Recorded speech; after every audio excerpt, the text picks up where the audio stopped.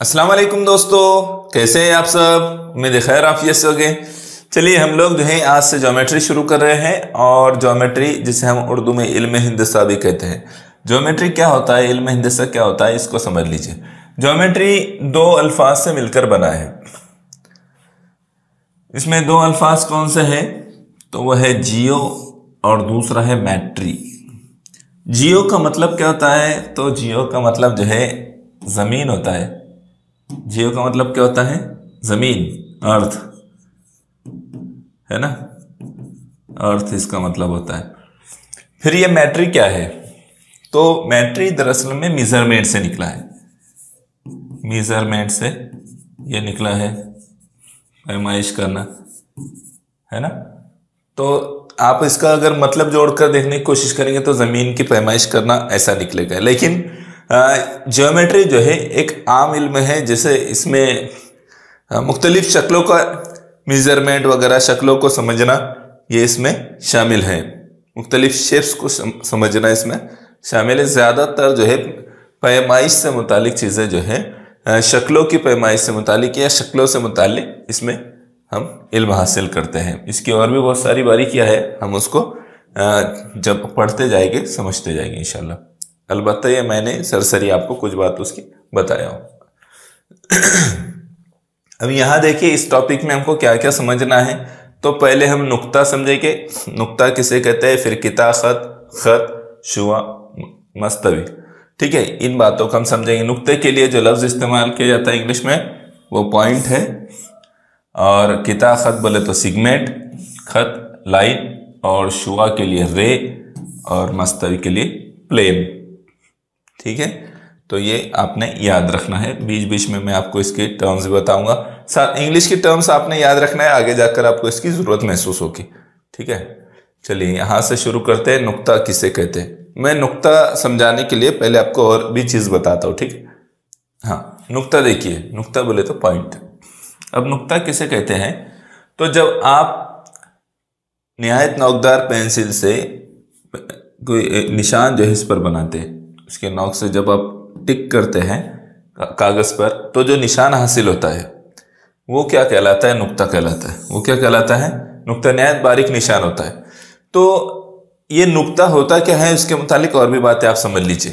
तो नुक्ता जो है निहायत बारीक निशान होता है, और उसकी तारीफ में यह चीज़ शामिल है कि उसके ना तो कोई मोटाई होती है, ना लंबाई होती है, ना चौड़ाई होती है।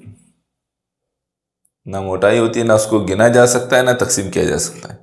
इसलिए जो है ये नुक्ता कहलाता है। और नुक्ता वन डायमेंशन होता है ना। इसके कोई वन डायमेंशन नहीं, 0 डायमेंशन होता है। सिफर जो है इसकी डायमेंशन होती है। तो आपने ये याद रखना है। ठीक है, अब नुक्ता जब मिलता है तो नुक्ता जो पॉइंट होता है, नुक्ता असल में बुनियाद है ज्योमेट्री की। इसमें जिस भी शक्ल को, लकीर भी अगर बनाना है, लाइन अगर बनाना है, खत अगर बनाना है, तो भी नुक्ते की ज़रूरत पड़ती है। मस्तवी जो बनती है या जितने भी शक्लें बनती है, सब में नुक्ता एक बुनियादी हैसियत रखता है। आगे मैं एक एक बात आपको बताऊंगा। ठीक है, नुक्ते से मुतालिक आपने वो बात याद रखना है। नुक्ता जो है, नुक्ते से मिलकर जो है मुख्तलिफ खत वगैरह बनते हैं। यहाँ हम किता खत के बारे में समझेंगे। किता खत क्या होता है, सिगमेंट जिसे कहते हैं। किता खत बोले तो सिगमेंट। जब आपने, ये एक नुक्ता है और ये एक नुक्ता है, ठीक है, ये दो नुक्ते, मैं इसको थोड़ा बड़ा करता हूं ताकि आपको दिखे। ठीक है, ये दो नुक्ते हैं।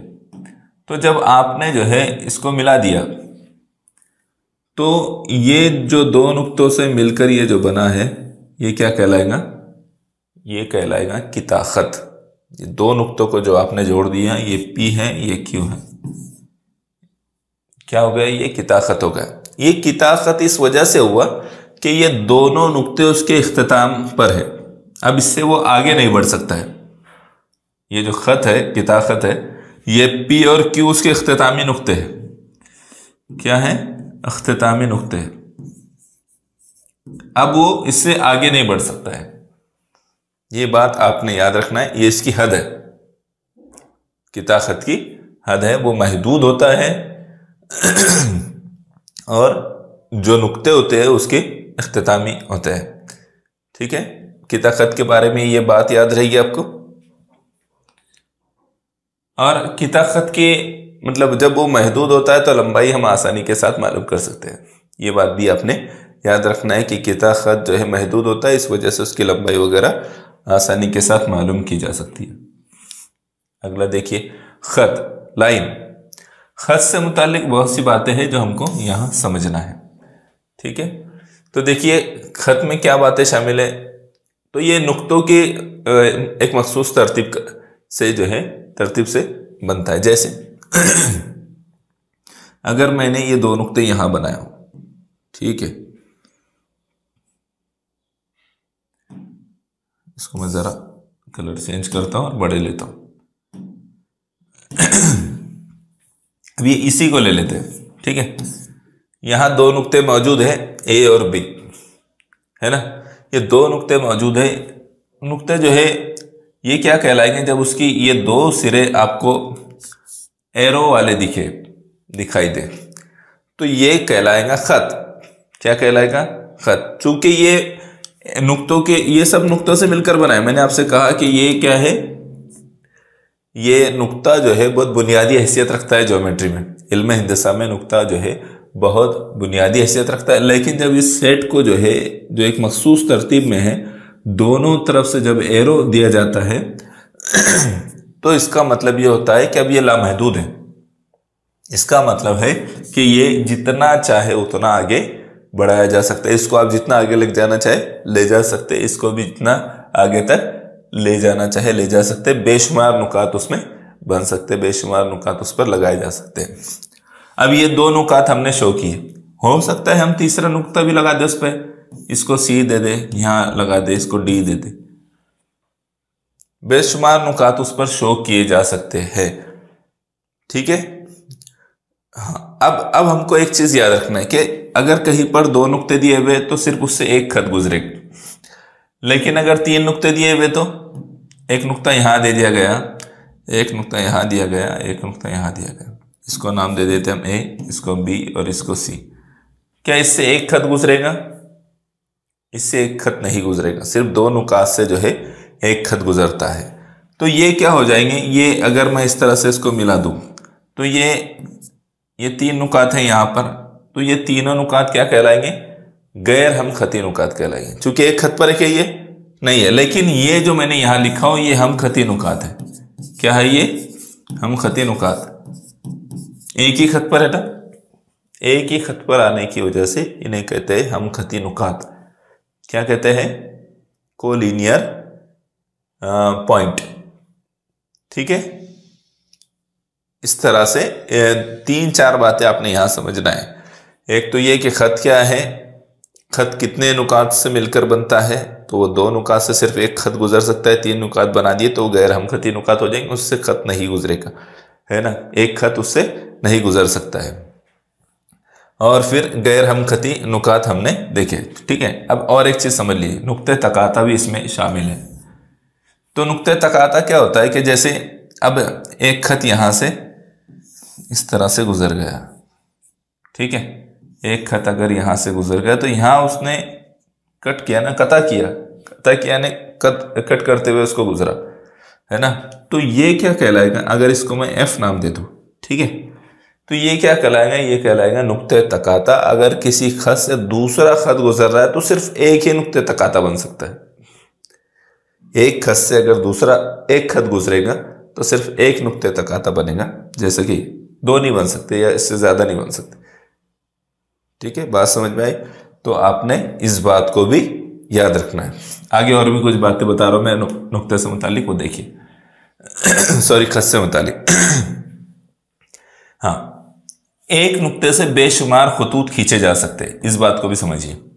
एक नुक्ते से बेशुमार खतूत खींचे जा सकते हैं। ये नुक्ता बना हुआ है, ठीक है, तो इससे बेशुमार खतूत खींचे जा सकते हैं, है ना। जैसे भी गुजारना चाहे तो कई सारे खतूत जो है उससे गुजर सकते हैं। ये बात आपने याद रखना है। दूसरी बात देखिए, दो मुख्तलिफ नुकात से एक और सिर्फ एक खत गुजरता है, मैंने उधर बात समझाया आपको। अगर 3 या 3 से जायद नुकात से एक खत गुजरता है तो ऐसे नुकात को हम क्या कहते हैं? गैर हम खती नुकात उसको कहते हैं। ठीक है, सॉरी क्या कहा गया, अगर 3 या 3 से जायद नुकात से एक खत गुजरता है तो ऐसे नुकात को हम खती नुकात कहते हैं, कोलिनियर पॉइंट कहते हैं। जब 3 या 3 से जायद नुकात से एक खत ना गुजरता हो तो उन नुकात को गैर हम खती नुकात कहते हैं। ये दोनों बातें मैंने आपको अभी समझाया हूं। इसको देखिए, एक दूसरे को किता करने वाले दो नुकात का नुक्ते तकाता एक और सिर्फ एक ही होता है। ये बातें इसलिए अलग से भी लिखी हुई है कि आप उसको नोट करना चाहें तो आसानी से नोट कर सकते हैं। एक ही मस्तवी में वाक़े दो खतूत जो एक दूसरे को किता ना करे मुतवाज़ी खतूत कहलाते हैं। जैसे ठीक है, तो ये क्या कहलाएंगे? मुतवाज़ी खतूत। ये मैंने बिल्कुल सीधे नहीं बनाया, इसको आप बिल्कुल स्ट्रेट समझ कर चलिए। तो ये जो दो खतूत है तो ये क्या कहलाएंगे? बिल्कुल एक दूसरे के मुतवाज़ी है, तो एक ही मस्तवी में तो क्या कहलाएंगे? मुतवाज़ी खतूत, पैरेलल पॉइंट है ना, पैरेलल लाइन। ठीक है, इसको देखिए, 3 या 3 से जायद खतूत जब एक दूसरे को एक ही नुक्ते पर किता करते हो तो उन्हें मुतराकिस खतूत कहते हैं।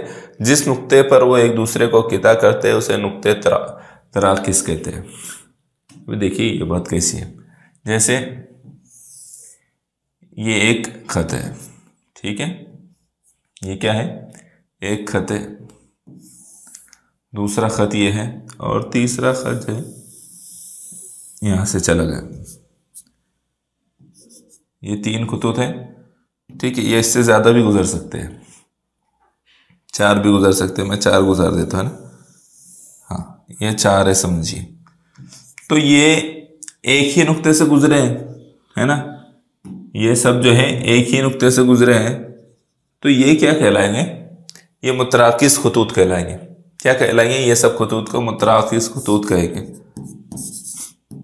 मुतराकिस खतूत, ठीक है। और जिस नुक्ते से गुजर रहे हैं वो नुक्ते तराकिस कहलाएगा, नुक्ते तराकिस कहलाएगा। आपने ये बात याद रखना है, ये बात समझने की, इसलिए हमने उसको मुख्तसर में यहाँ रखे है। जब हम क्वेश्चन हल करेंगे उस वक्त और भी तफसील से चीज़ें समझती जाएगी आपको, ठीक है, याद रहेगी ये बात। चलो अब अगली बात पर हम आते हैं। मस्तवी, मस्तवी क्या होती है? तो मस्तवी जो होती है, मस्ता सतह के हिस्से को मस्तवी कहते हैं। मस्तवी के तमाम सिरे ज़िले लामहदूद होते हैं, लेकिन इससे बात मुकम्मल तौर पर समझ में नहीं आएगी। मैं आपको मिसाल देता हूँ, आपको बात समझ में आ जाएगी। ये जो बोर्ड दिख रहा है, ये बोर्ड जो है मस्तवी की एक मिसाल है। आपके सामने मेज है, टेबल लगा हुआ है, तो अगर वो टेबल है तो वो टेबल भी जो है मस्तवी की मिसाल है। या टेबल नहीं होगा तो आप अपनी दीवार की तरफ देखिए, वो दीवार जिस तरह से प्लेन आपको दिखाई दे रही है वो भी एक मस्तवी की मिसाल है, ठीक है। दीवार भी जो है मस्तवी की मिसाल है जिसमें बेशुमार नुक्ते लगाए जा सकते हैं, जिसमें जो है बेशुमार नुक्ते लगाए जा सकते हैं और जिसके ज़ीले जो है लामहदूद होते हैं। यानी ये जो ज़ीले है ना, ये इसके ज़ीले बढ़ाए जा सकते हैं आगे तक, इसको आगे बढ़ाया जा सकता है, इधर से भी बढ़ाया जा सकता है, ठीक है, ये बढ़ सकते हैं आगे। तो आपने ये चीज़ समझना है कि मस्तवी क्या होता है, उसमें नुकात अगर शो करना चाहे तो शो कर सकते हैं। इसके सरसरी तौर पर ये पॉइंट्स याद रख लीजिए, आगे फिर हम जो है सवालात भी उस पर देखेंगे। जो मिसाल मैंने आपको दिया, मेज की ऊपरी सतह, दीवार की ऊपरी सतह से मस्तवी का वाज़ेह तस्वीर कर सकते हैं। मस्तवी हर तरफ से लामहदूद होती है, जो बात मैंने आपको बताया। मस्तवी के तयन के लिए 3 नुकात की ज़रूरत होती है। तो 3 नुकात की ज़रूरत होती है, मतलब आपको जो है मस्तवी अगर समझना है तो सिर्फ 2 नुकात से नहीं समझा जा सकता, सिर्फ 2 नुकात से नहीं समझा जा सकता, तीसरे नुक्ते को भी शो करना पड़ेगा, तो आप समझ जाएंगे। एक खत और उस खत से बाहर एक नुक्ते से मस्तवी का तयन होता है। एक खत और उस खत से बाहर एक नुक्ता, वही बात, दोनों भी जो है एक दूसरे से मिलती हुई बात है। यानी 2 नुक्ते पेश करने से एक खत बनता है, तीसरे नुक्ते से जो है फिर एक मस्तवी की तरफ हम बढ़ते हैं, मस्तवी का तयन करते हैं, ठीक है। अब शुआ देखिए, शुआ के लिए रे का लफ्ज इस्तेमाल होता है। इंग्लिश में उसे रे भी कहते हैं। अब शुआ क्या है? तो शुआ हम समझते हैं खत पर वाक़े किसी भी एक नुक्ते की वजह से खत के दो हिस्से होते हैं और हर हिस्से को शुआ कहते हैं। जैसे यहाँ एक मिसाल दी गई है, यहाँ पर ये खत शुआ जो है PQ दिखाया गया है। अगर एक खत है, यहाँ क्या बात बयान की गई, खत है ये, तो अगर उस पर कोई एक नुक्ता वाक़े है, एक नुक्ता अगर उस पर दे दिया जाए, यह नुक्ता उस पर दे दिया जाए, तो उसकी वजह से खत के दो हिस्से हो गए। अब ये दो हिस्से जो है, ये दो जो हिस्से हो गए, तो ये एक शुआ हो गई, ये एक शुआ हो गई। क्या हो गया? ये एक शुआ हो जाएगी और ये एक शुआ हो जाएगी, और ये जो नुक्ता है ये शुआ का मब्दा कहलाएगा। क्या कहलाएगा? मब्दा, ओरिजिन। ठीक है। अब जो शुआ होती है वो शुआ लामहदूद होती है। शुआ जो होती है एक तरफ से जो है उसके हम तीर का निशान देखते हैं, एरो का निशान देखते हैं, तो उसकी वजह से वो लामहदूद होती है और यह उसका ओरिजिन होता है, मब्दा होता है जिससे वो निकलती है। तो वन साइड में जो है वो लामहदूद होंगी, दूसरी साइड में महदूद होंगी। ठीक है, यहाँ लामहदूद होंगी, ठीक, लेकिन यहाँ महदूद होंगी, इधर से नहीं बढ़ सकती है वो। तो ये क्या है? ये शुआ है। और शुआ जो है, शुआ किसी भी खत के हिस्सों को, खत पर हम उसको शो कर सकते हैं अगर खत के हिस्से कर दे हम तो। जैसे हमने यहाँ किए, खत पर नुक्ता लगाने से उसके हिस्से बन गए और वो शुआ में तब्दील हो गए। ठीक है, तो इस तरह से शुआ को भी हम समझ सकते हैं। हाँ, और दो बातें, एक मिनट, यहाँ हम जो है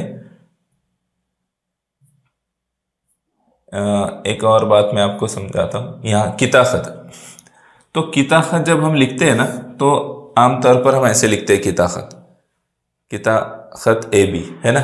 लेकिन इसका और एक तरीका है कि उसको ऐसा भी लिखा जा सकता है, उसके ऊपर लकीर लगाकर। इसका मतलब ये होगा कि इसको हम किताखत AB पढ़ेंगे। ठीक है, अगर ऐसा हमको किताखत AB लिखना होता है तो हम ऐसे लिखते हैं ना, इस तरह से लिखते हैं। लेकिन आप अगर AB पर इस तरह से लकीर लगा दे तो भी उसका मतलब किताखत AB होगा। ठीक है, याद रहेगी ये बात। और दूसरी बात, हाँ, शुआ, अब ये शुआ PQ है, तो इसको लिखने के लिए क्या किया गया है, तो इस तरह से शुआ के साथ लिखा गया, यानी शुआ PQ। तो आप ऐसा ना लिखते हुए इस तरह से भी शो कर सकते हैं,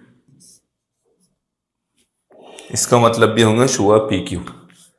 ठीक है, आप इसका मतलब भी शुआ PQ ही लेंगे। देखिए अभी जाविया और जाविये की अक़साम हैं, और इसके बाद जावियों की जोड़ियाँ एक टॉपिक रहता है। इस यूनिट में 3 टॉपिक शामिल है। अभी हमने कुछ नुक्ता खत, किताखत, है ना, शुआ वगैरह, मस्तवी, ये सब देखें। अभी दूसरा टॉपिक इसका जाविया और उसकी अक़साम है, और इसके बाद तीसरा एक टॉपिक है जावियों की जोड़ियाँ और उस पर सवालात है, तो इसको हम सेकंड इसमें देखेंगे। ठीक है, चलिए यहाँ पर अपना टॉपिक ख़त्म करते हैं। सेकंड टॉपिक में मैं इंशाल्लाह इसको जाविया और जाविया की अक़साम को एक्सप्लेन करूँगा। ठीक है, चलिए, जज़ाकल्लाह खैर।